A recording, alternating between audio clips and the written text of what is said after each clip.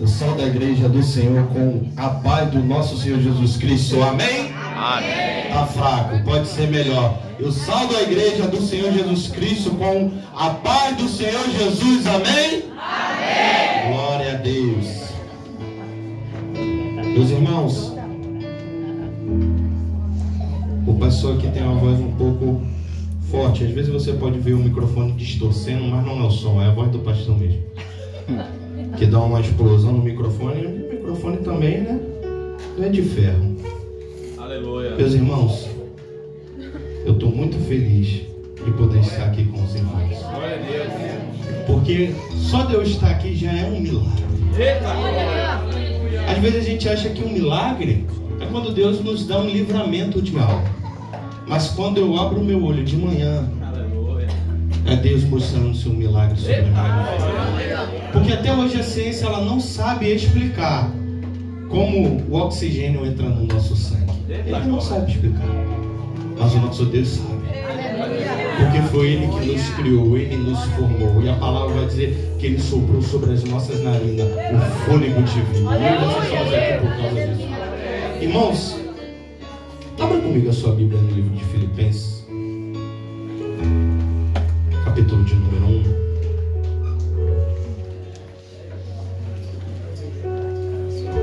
Eu tenho um tempo aqui que o pastor me deu para eu falar. Glória a Deus. Glória a Deus. E eu vou cumprir esse tempo.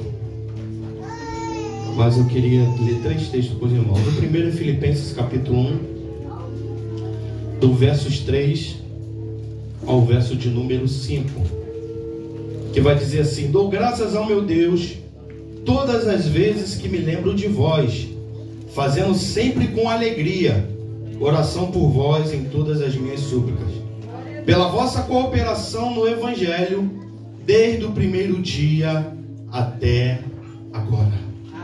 Paulo ele vai falar com os Filipenses sobre o motivo da sua felicidade pelo Evangelho. Irmãos, eu não muito diferente do pastor Kleber, eu estou aqui em Portugal, eu cheguei aqui em maio de 2023. Eu cheguei aqui, irmãos, eu não cheguei em Portugal, me aventurei de sair do Brasil e falei assim, não, vou para Portugal, vou tentar algo melhor lá. Não. Eu vim para cá porque a minha sogra, meu cunhado, meu sogro já estavam residindo aqui há 5 anos nesse país. E a minha esposa chegou um dia para mim e falou assim, olha, tem como a gente ir embora para Portugal? Irmãos, eu confesso para vocês, foi uma batalha grande, mas não contra a minha esposa, mas contra mim mesmo, de querer sair do Brasil para vir para cá.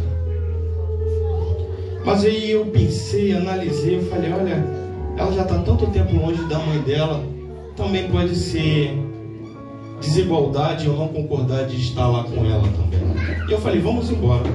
E a gente, irmãos, foi tudo debaixo da vontade de Deus. Nós chegamos aqui em Portugal, minha esposa veio grávida, nós viemos com 2 cachorros numa casa desse tamanho, bagagem, e ela já tinha vindo aqui uma vez ver a mãe, passou aqui 1 mês, e chegamos na imigração. Ela já havia passado, eu nunca. E ela falou assim, olha, fica tranquilo. Eu falei, pode deixar que eu vou ficar tranquilo. E o nosso voo foi o primeiro do dia a chegar, de madrugada. Não tinha ninguém.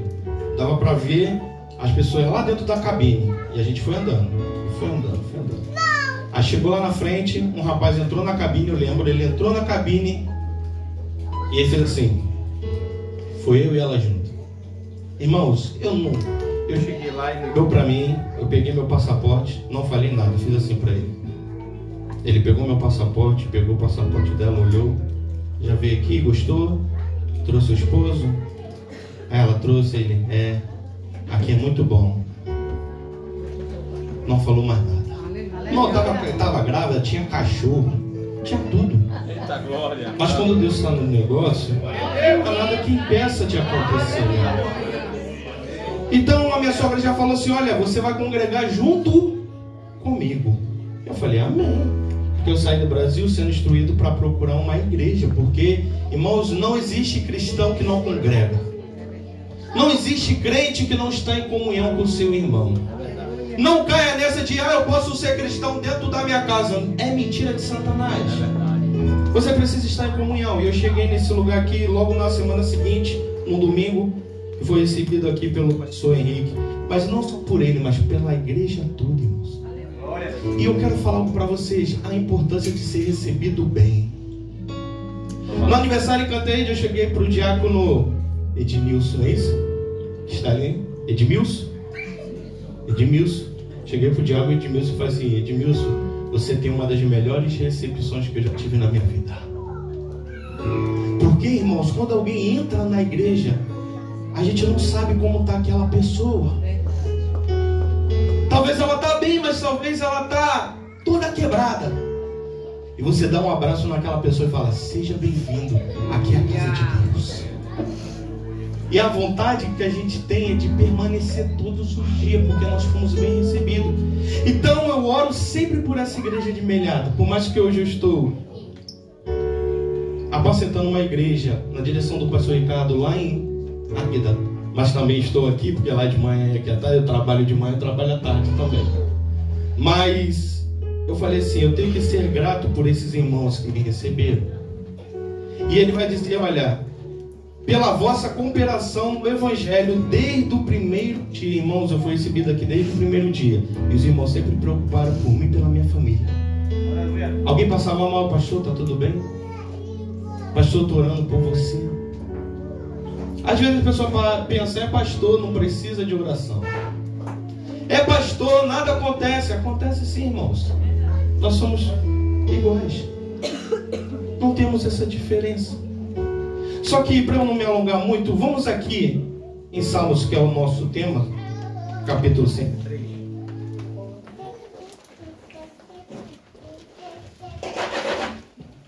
Aleluia. Glória a Deus. Verso de número 1 e 2 vai dizer: bendize, ó minha alma, ao Senhor, e tudo que há em mim, bendiga o seu santo nome. Bendize, ó minha alma, ao Senhor, e não te esqueça de nenhum dos seus benefícios. Irmãos, o salmista Davi, ele está falando para ele mesmo: bendiz, ó minha alma. Bendiz, ó minha alma, a quem? Ao Senhor. Porque tudo que há em mim vem dele. Tudo que acontece dentro de mim parte de dentro do Senhor, do seu santo nome. Ele vai dizer: bendiz, ó minha alma, ao Senhor, e não te esqueças de nenhum dos seus benefícios. Deus, ele só tem benefício na vida do cristão, irmãos. Deus não coloca dificuldades na vida do cristão, mas ele traz benefícios à vida do cristão. Davi entendeu isso. E por que eu queria falar disso de Davi? Já estou mais de um mês, meu filho gosta de ver um desenho, e é Davi.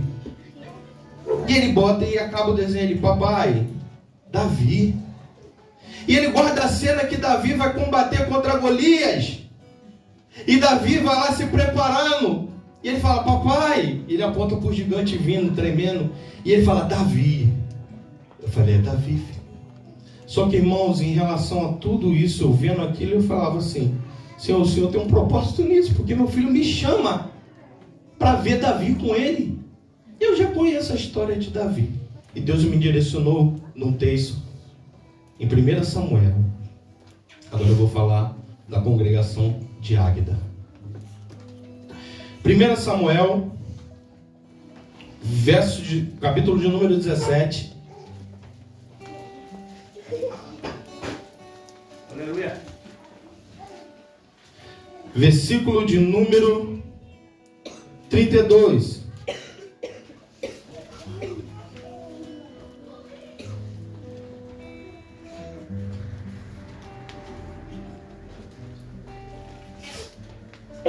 Glória a Deus. Glória. Aleluia. Aleluia. Glória a Deus. Aleluia. Capítulo 17, versículo de número 32. E Davi disse a Saul: não desfaleça o teu coração de ninguém por causa dele, teu servo irá e pelejará contra os filisteus. Porém Saul disse a Davi: contra esse filisteu não poderás ir para pelejar com ele, pois tu ainda és moço, e ele é um homem de guerra. desde a sua mocidade. Então disse Davi a Saul, teu servo, apacentava as ovelhas de seu pai, e via um leão e um urso, eu tomava uma ovelha do rebanho, e eu saía após ele, o feria e livrava da sua boca. Levantando-se ele contra mim, lançava-me a mão da barba e o feria e o matava. E assim feria o teu servo o leão como o urso. E assim era este incircunciso filisteu como um deles, porque quando afrontou o exército do Deus vivo, disse mais Davi, o Senhor me livrou da mão do leão e do urso, e me livrará da mão dos filisteus. Então disse a Saul a Davi, vai-te embora, e o Senhor seja contigo. Irmãos, Davi agora ele vai pelejar contra Golias. Só que quando Davi ele chega para pelejar, lá quando ele tem um encontro com seu irmão mais velho, Eliabe vai dizer, o que fazes aqui, Davi? Com quem você deixaste as poucas ovelhas de meu pai? Eu sei que no seu coração há presunção, Davi. Eu sei que no seu coração há inveja, Davi. Mas Davi vai olhar para o seu irmão e vai falar, irmão, o que te fiz eu? Não há uma causa. Essa palavra é o que eu quero falar de Águeda. Irmãos, eu estou em Águeda vai fazer 3 meses. O pastor me ligou e falou assim, olha, eu tenho um chamado para ti. Eu falei, fala, pastor. Ele falou, olha, Deus me falou que Ele queria ver você à frente daquela obra. E eu falei assim, amém, pastor. Na hora da ligação eu falei amém. Ele falou, consulte a sua esposa. Eu falei, tá bom, pastor, por mim amém, mas quando ela chegar do trabalho eu irei conversar com ela. E eu falei com ela, ela falou, olha, você sabe como é que é. Não é fácil. Eu falei, eu sei que não é fácil. Mas eu não quero olhar para as dificuldades, mas eu quero olhar para um Deus que eu sirvo. Aleluia. Que é um Deus muito grande. E Davi não olhou para o gigante. Davi não olhou para a palavra do seu irmão, não deu ouvido para a palavra do seu irmão. Mas ele entendeu que existia uma causa ali e ele precisava cumprir. Por mais que Israel estava amedrontado, ele não. Ele sabia que ele confiava. E, irmãos, quando eu fui assumir em Águeda, algumas pessoas chegaram e falaram assim, olha, a igreja lá é pequena, a igreja lá são poucos irmãos, talvez aquela igreja não vá nem para frente. Eu ouvi isso, irmãos. Mas sabe o que eu falei para essas pessoas? Eu falei, ei, eu não estou indo lá para fazer a obra do Senhor, porque a obra já é dele, é Ele que faz a obra. Eu só me coloquei na posição de fazer a obra, mas eu sei que quem faz a obra é Ele. Deus, Ele precisa de alguém para fazer a obra, mas a obra é dele, é Ele que vai cumprir a obra. Aleluia, Deus! Irmãos, está ali o nosso irmão Nilton. Levante a mão, irmão Nilton. Está junto com a gente lá em Águeda.